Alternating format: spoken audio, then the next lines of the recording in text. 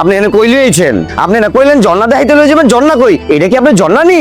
না স্যার, নিয়ে যাবো তো। এই যে পাহাড়টা দেখছেন, এই পাহাড়টা পার হলেই ঝর্ণা। চলে নিয়ে যাচ্ছি। আপনি আগে কইছিলেন যে পাহাড়ের ওই পারে গেলে ঝর্ণা, আপনি বললেন এই সামনে গেলেই ঝর্ণা পাবো। তাকে দেখ না, এই জায়গাটা কত সুন্দর। আরে একটা সুন্দর, পেটের ভিতরে ইন্দুর দৌড়াদৌড়ি করতেছে, খিদায় আমার পেটটা জ্বলতেছে। হ্যাঁ আছে সুন্দর লইয়া, বৃষ্টি পড়তে পারে, ওয়েদারের অবস্থা দেখছো? ওয়েদারের অবস্থা বেশি একটা ভালো না, চলেন আমরা ব্যাক করি। গাইস, এটাই কিন্তু আসল ঝর্ণা। এই পানিটাই ঝর্ণা থেকে নামছে, ঠিক আছে?